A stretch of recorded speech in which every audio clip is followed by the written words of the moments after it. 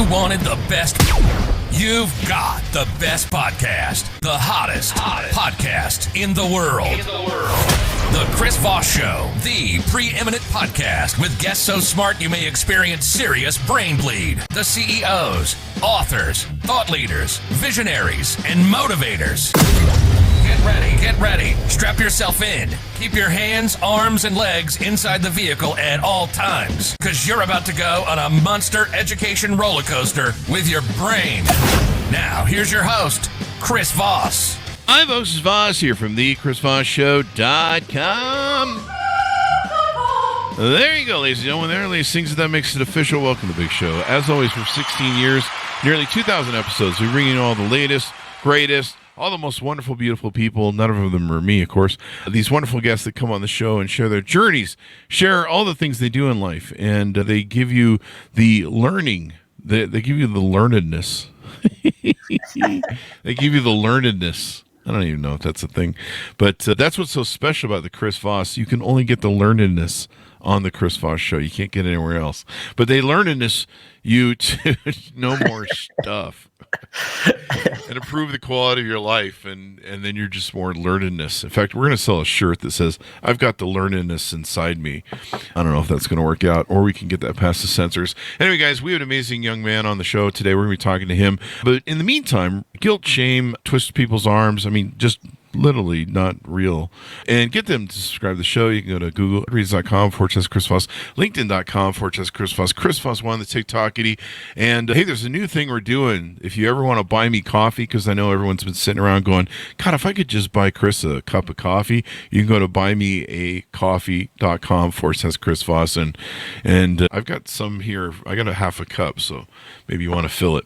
Anyway, guys, we have an amazing young first author on the show. We're going to be talking about his new book called The Reaction to Inaction: How Organizations, Employees, and Customers Lose When People Fail to Act. Jack Jackson, award-winning tech executive and leaders on the show with us today, and he's going to be expanding and blowing our minds with all of his data.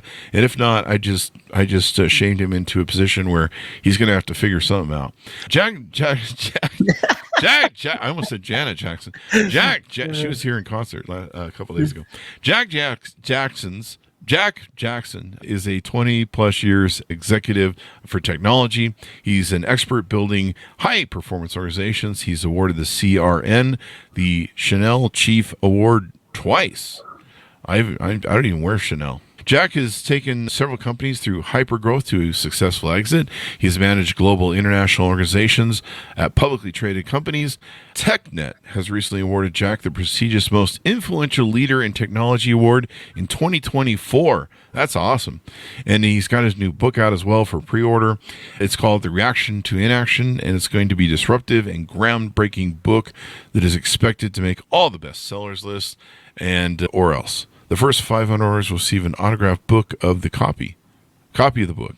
I'm being dyslexic here. He holds a bachelor's degree from St. Mary's College of California, and God bless her, and completed his postgraduate work at, I don't even know St. Mary, but I know, at Harvard University in International Business, and is the Senior Vice President at Global Sales at Aritum. There you go. Welcome to the show, Jack Jackson. How are you? I'm doing good, Chris. Man, yeah, it's Channel, not Chanel, but I love it. Oh, was it? You had me cracking up. The podcast has started amazingly, man. You had me big smile on my face, so thank you for that. That's what we do. Now we're going to make you cry. Anyway, give us your .coms. Where can we find you on the interwebs? Yeah, man. Go to the reaction to inactionbook.com. You can find everything about the book. Obviously, you can go follow me on LinkedIn at just Jack Jackson. You'll find me. There's about 1 billion of them, but I'm the one that looks like this. Wow. There you go. Give us a 30,000 overview. I like how you titled this, The Reaction to Inaction. Give us a 30,000 overview of what's inside the book. Yeah, guys, it's a framework. It's a framework. It's different. I call it the consultant killer. I call it the leadership book killer. I call it the business self-help book killer. It's different. I've been writing this book for about 20 years. I titled it The Reaction to Inaction about 20 years ago when I was a lonely, hyper sales engineer at a beginning company, starting a new career in tech. And I just noticed some things happening in the organization.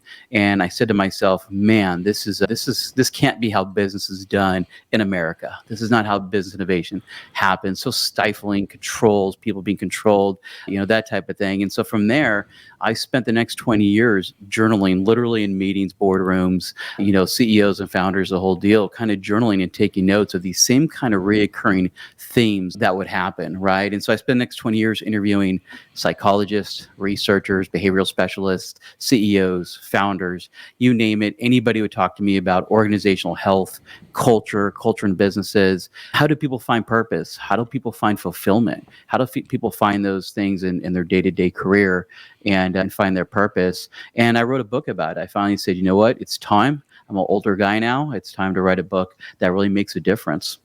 There you go. And, what was I listening to the other day where it was someone talking about, it was somebody talking about basically organizations, and as leaders, when you see problems, you need to fix them, because if you don't fix them, they're going to make things worse and eventually make everything go off the rails. Yeah. And so it was like a parable about a snake. Yeah. And here it'll come back to me. So it was a parable about a snake, and in the South, where this gentleman came from, they have a rule about the snake. If you see a snake, you kill the snake. Yeah. And I wish I could reference who I'm stealing this from, but it was a TikTok that blasted by me. But he gave a speech at his company or something. He said, look, we live by the rule of you kill the snake. So the rule is, if you see a snake, you kill the snake. You don't ignore the snake, because the snake will eventually either bite you or someone else. Yeah. And you kill the snake, and that way the snake's dead. The second rule is you do not play with the snake, because you don't know if it's dead or not. Yeah. And so basically what the parable was if you're in a company and you see a problem, you fix the problem. Or if you have a decision you need to make, you make that decision, because if you fuck around, you're going to find out. Yeah, you know what, man, you're absolutely right. And if you think about it, so the research that you find, and you look at it today, just look at the news today, Chinese car manufacturers are on pace to outsell American cars for the first time in history. Yeah. And there's that stifling of innovation, that stifling of thinking outside the box. I talk about this in the book where, like, how did we get here? We went through, and you're going to remember this, Chris, real well, in the 90s and the 2000s, like Rome. I used to make that joke all the time. It's like Rome. You go to dinner, it's like, give me 2 steaks, throw one in the garbage. Right? Everybody's getting money. Everybody's getting investment. Everybody's burning through cash. We're buying, scooters and ping pong tables and all this stuff. Cocaine. And we're cocaine. And we got this big idea. And then, we flush all that money down the toilet up our nose, and we're off to the races. Right. And that kept going and going. And so finally somebody said, with all this technology, with all this money being infused in there, let's start tracking data. So then 2000s roll around, 2010s roll around, and all of a sudden it's about data. And that data has confined and constrained the American employee, right? The employee, day-to-day employee. So anytime he wants to make a decision, anytime he wants to, or he or she wants to think outside the box, I've got to fill out a form, a process, talk to my boss. There's a mechanism all throughout that controls that have to happen, right? And people are over-hiring and laying off. And why? Because of the data. They're just line items. They're the data. And there's a better way to do it, right? Organizations should be living, breathing, fluid organizations, entities that thrive, that everybody from the CEO down to the janitor can make decisions, can be entrepreneur, who can think outside the box, right? Who can feel empowered, feel trusted. And all the psychologists, all the behavioral specialists, all the CEOs and founders I talk to say the same thing. When you have employees that are empowered, they feel trusted, they feel like they can make their own decisions, they thrive. Innovation happens. New things happen. And so that's a lot of how we got here as an industry, how we got here in business in America, is those controls and the data were kind of all ruled by that. And so I said to myself, the second part of this, Chris, was really funny. You'll relate to this too, is all these stupid retreats, man. I mean, I go to retreats as an executive. I go to these retreats, these offsites. We go sit somewhere in Park City and a retreat in a lodge somewhere. We spend $50,000 talking to each other about how great we are, trying to sound like the smartest guy in the room. We go back and we see our organization that we manage, and we go, we learned today how to have a better one-on-one or communicate better or whatever the nonsense is, right? And then 2 weeks later, it goes the wayside. This book kills that, right? You hire a consultant man for $100,000. You hire a consultant. You come in and tell me what I'm doing wrong. Consultant says, here's how leadership works. Here's how communication works. Here's how you get your organization aligned, and it stays in that C-suite. What happens? 2 months later, it's gone again. Nobody's doing anything different. We just blew $100,000 on that. I can't tell you how many times I've been given books, from the leadership team. You got to read this book, Jack. It's the new book, and you got to read it. It's going to teach you how to do whatever. The new book. It's the new trending business book, man. And then, fast forward, 2 weeks later, and the book is sitting in my desk in my office or in the garbage. Didn't read it. Company spent, $1,000 on some books for the executive team to read. None of my employees know. Nobody understands what that book was about or what they're doing. So this book is really to do all of that, address all of that. Nice. I love it. So tell us a little bit about your life. We'll circle back to the book, but people always like to know the author early on. Tell us about how you grew up, what motivated you. Yeah. How'd you get down that road of some of the stuff we talked about in your bio? Yeah, thanks, man. I appreciate it. I had an interesting life, man. My dad is he had me when he was 50, and he's a country boy from Joplin, Missouri. Old school World War II pilot in Joplin, Missouri. And he was busy too. Yeah. Oh, he was. At 50. Yeah, at 50, he was getting busy. Yeah, he was. And I'm one of two of his kids. I've got a little older brother. And so he met my mom. My mom's Peruvian. He met my mom. They got married 22 days later. They are best friends, and they were married for, 45, 46 years. My dad passed away a few years back. And so I'm lucky that way. And I grew up in the Bay Area in California and went off to college. And in college, funny story, I wrote some papers on how to break into Department of Defense computers. I've been coding since I was like 11 years old, and got recruited by the Department of Defense as a special agent. Went through that world as a special agent, and 9/11 happened. Got assigned to the Joint Terrorism Task Force and did some work on the Joint Terrorism Task Force, and ended up leaving the agency. Got an award back there from my work with the Joint Terrorism Task Force, and went into the private sector, man. And I was lucky enough and fortunate enough to go, and I talk about this in the book, to go work from some pretty amazing seasoned executives, kind of at the height of that Roman Empire of business, where everybody just blowing through cash, and really learned quickly how to scale businesses, how to build high performance teams. And I did it by trial by fire. I lived on a plane. I slept in airports. I went to every meeting. I was lucky enough to have executives early in my career, gentlemen by Don McMahon, a guy named Wayne Ford, really come in and say, we're going to teach you the ways, young Jedi. And trial by fire. Your phone calls at 2 a.m, telling me your reports are wrong and yelling at you. But I learned, it was old school, but I learned, how to really optimize and really build out efficient organizations. But it was in those early days that I realized there's something wrong here, man. So I went off to go to a bunch of different startups and some bigger companies, Kodak and other big companies that just left in structure a couple, about 7 months ago, 8 months ago, publicly traded company, big LMS company, fantastic company, great company. And throughout these years, man, just still taking those notes. I literally write down an action item for the business, and then I remember somebody complained or said something about my book. I could think about it. I could add that to the book. Went to my other little journal that I had and wrote down some notes. So I think I've got 13 or 17 handwritten journals about the book. And yeah, man. So it took some companies to exit. And so here I am today. There you go. You're on the Chris Voss Show. You've reached the pinnacle of your career. Yeah, absolutely, man. I'm proud. I think you said you got a presidential award in the background there if you're watching on YouTube, right? Yeah. That's from the Department of Defense. It says an appreciation of your significant contribution and the government's response to the attacks of September 11th. Yeah, there you go.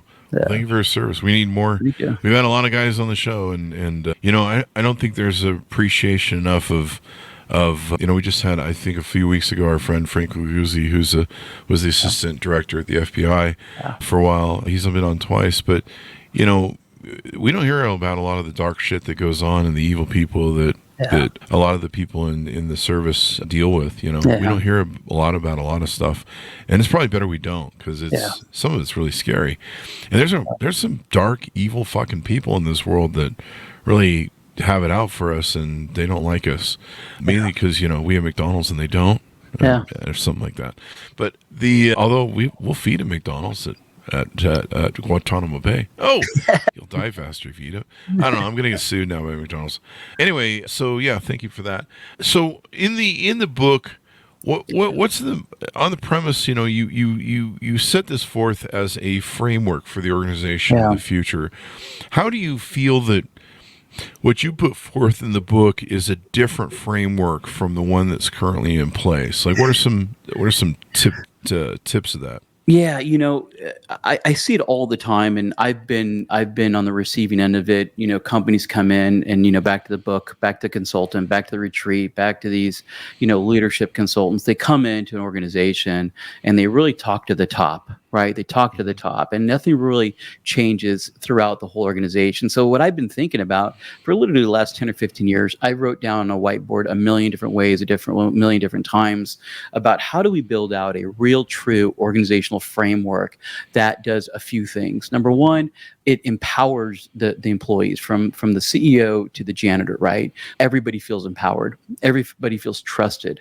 Everybody understands that they have a purpose and they play a significant role in the organization. And then they're rewarded and they're confident enough to kind of think outside the box to solve problems. So how do you do that? Do you do that in a retreat? No. Do you hire a consultant to do that? No. Do you hand a bunch of books to the C-suite and say, read these, this is what we're doing today, and let's just go do a global call for it? No, it doesn't happen that way. It has to touch personally everybody inside that organization. So what I developed was these spheres of influence, starting with the CEO, obviously having the biggest one. And there are these rules inside of there, right? What kind of leeway, what kind of rope does that is fenced around the CEO? Obviously, it's big. And then you have your senior leadership team. Then you have your vice presidents. Then you have your directors. Then you have your frontline manager. Then you have individual contributors. And throughout that, in this framework, explains how do you empower each one of those levels all the way down to the most basic individual contributor, right? And give them an understanding, a framework where they can say,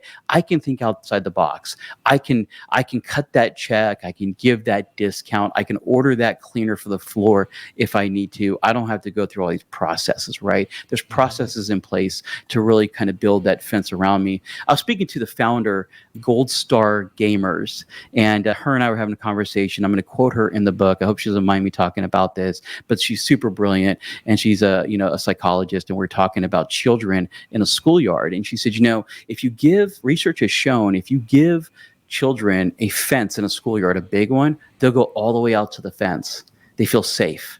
They feel good. They feel confident. But when you take that fence away, they stay very close to that schoolyard. So how I've designed this framework, and it's got a provisional patent on it already, is really building out those fences for the entire organization. So everybody will have that. The book comes with templates on how to have effective one-on-ones within that framework. The book comes with, templates on how to design your organization and build those rules within your framework. So then you say, Jack, what happens if these guys do something stupid? They mess up, they do something stupid, and you're going to get sued. I built in another formula that took me a long time to figure out. It was really called the 1 minute, the 1 hour, and the 1 day decision-making process. And so these individual contributors, all the way to the CEO, can take that template, that formula, and say, I can think dynamically, I'm trusted, I'm confident in what I'm doing, and I'm allowed to think outside the box. Kind of like the guy who made Flaming Hot Cheetos. The janitor came up with Flaming Hot Cheetos, something like that. Yeah, there you go. That or he ate at Taco Bell, and the next morning he woke up with Flaming Hot Cheetos. Yeah. I'm not sure what that means. I love the Flaming Hot Cheetos, though. I love that Flaming Hot chips around here somewhere. Yeah. Yeah. You really set it up to where people can change their whole organization. They can utilize a framework that you put in there. What are some other standout things that maybe we haven't talked about? Yeah, Chris, I mean, there's some things in here that really make the framework important. If you look at the history of business nowadays, it's the innovation, the creativity, the product development is really stifling.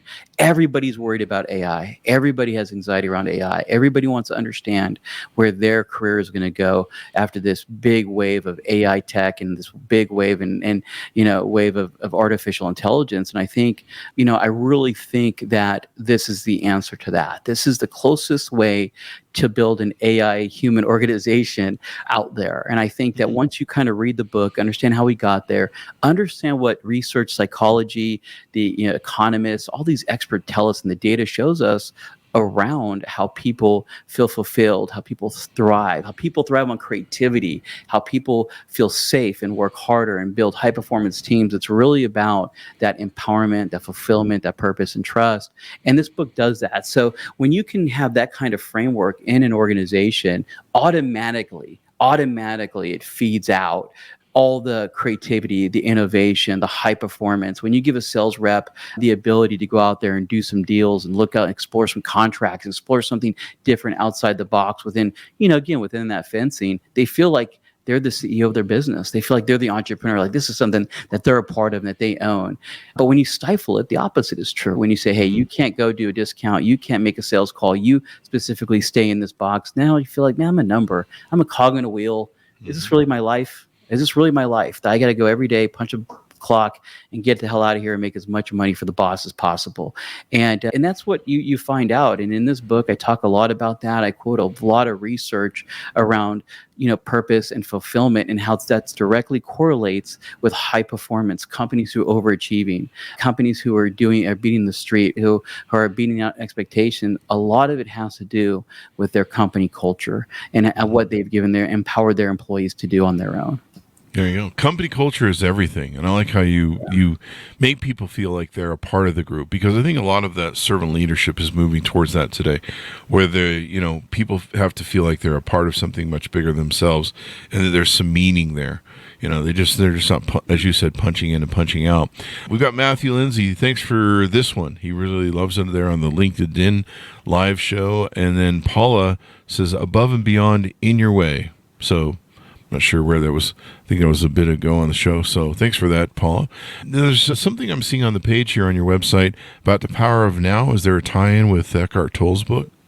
Yeah, no, I think, a little bit, right? I think the power is now. I think it's time for American, innovation. And by the way, this applies to not just, this applies to educators. This applies to business. This applies to SEAL teams. This applies to the military. It's time for us to do this. It's time. We have a wave of AI. We've got multiple trains going 1,000 miles an hour over the cliff, into the darkness with AI. And every country, every adversary, every competitor is doing everything they can to get that edge. And I think the way you get that edge is really not by just shoving more engineers at a problem. I think it's about creating the atmosphere of creativity, innovation, trust, and fulfillment. So the time is now. You look at, like I said, I quoted that car research that just happened. China is taking over the industry that America was proud of, the industry that America founded. And China is now outselling American cars, at least in the midsize right now. And it's just going to keep going. And Elon Musk talked about it. And so now it's time for us to spur innovation. Let's get back to our roots. Let's get back to sitting there and saying, we can come up with something crazy and amazing, from the janitor to the CEO. Let's come up with something crazy. And this framework gives you that. So you're not sitting around going, oh my God, I gave this discount, I'm not going to get fired. No, there's framework around that. There's a system, there's a decision-making process that you and your manager have agreed on. You've read the book, he's read the book, you've looked at the templates, you understand the blueprint, you understand the framework, and everybody is moving. And just think of that, that living, breathing organization, just entrepreneurial, innovative, both product, sales, marketing, operations, finance. Everybody's kind of moving, their arms and legs around that organization to do something better and amazing. There you go. It's interesting how this all pans out. And The Power of Now, Eckhart Tolle, was such a great book. Yeah. Saved my life at one point in time, where I was just really, my anxiety and my ADHD was off the charts, and I was in some depression over the loss of my dog. And getting back to the power of now, I was having trouble being present, like immensely. And my brain was just kicking at me. And so being present was like everything. And it was so important that I crossed that threshold.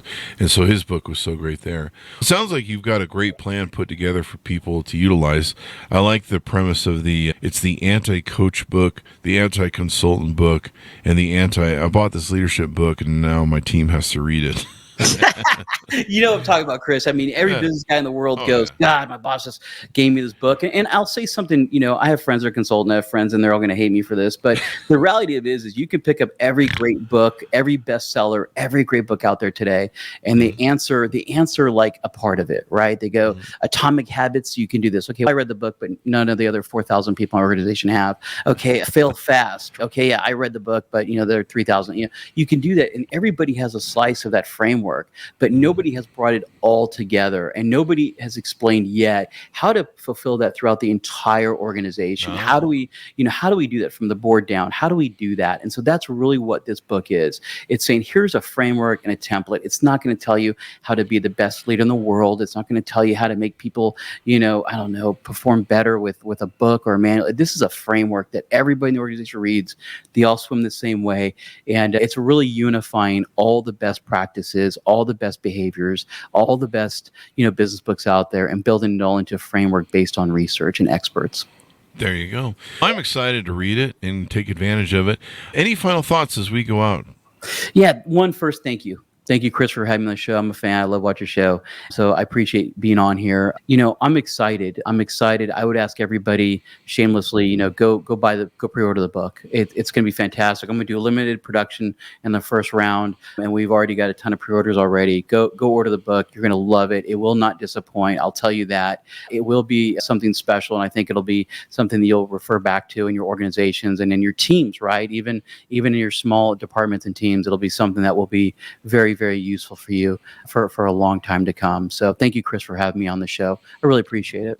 Thank you, and thanks for coming. Give us the .coms as we go out. Yeah, the reaction to inactionbook.com. You can go there. You can pick up a copy. I'm going to send out hard copies, really nice and something special in them, and an autographed copy to everybody. And then I'm going to be touring around. My publisher will be touring around here pretty soon, do some book signings and some pre-order stuff. And so we'll be doing a lot of fun things. It's going to get busy really quick. But please go out, buy the book, enjoy it. And if you guys have any questions, you can message me on that site. All right? Thanks, Chris, for everything. As we round up the show, thanks again to Matthew. He says janitors always have great ideas about what they could use to make their job easier or more efficient. It's always it's the people at the front who usually see some of the most inequities of the corporation, and they usually know how to fix it. And the CEOs sit up in the ivory tower of the boardroom. A lot of good ones I see, they go walk the front line every day. I was watching the CEO of HP, and one of the things he does is he spends part of his day meeting with the front line and out on the front line, shaking hands, talking to people, asking what they're seeing, and helping get through the fog of war. Chris, I'll end it with this. I'm managing a global team at a company called Eritum, and it's an amazing company. It's a supply chain software company. It's innovative. It's fantastic. It's in hyper growth mode, and our leadership team, which I'm part of, they're in the field all the time. It's unbelievable how many one-on-ones we miss just because we want to talk to customers, and then we go back and we're relentless and we're obsessed with two things, right? The customer experience and the employee experience. And I think that's a big part of this framework, right? And I think those go hand in hand. And again, check out Eritum.com. It's an amazing company. It's in hyper growth mode. You guys will love that company as well. But that's the kind of framework we're building there. That's the kind of framework we're building there. It's exciting. Awesome. A lot of changes going on with management for the future and stuff. Yeah. So thank you very much for coming on. We really appreciate it. Definitely. Thank you, my friend. Thank you. And order the book, folks. You can pre-order it on his website. It's called The Reaction to Inaction: How Organizations, Employees, and Customers Lose When People Fail to Act. Kill the snake, people. I got to go look up who said that, had that parable. Anyway, guys, thanks for tuning in. Be good to each other. Stay safe. We'll see you guys next time.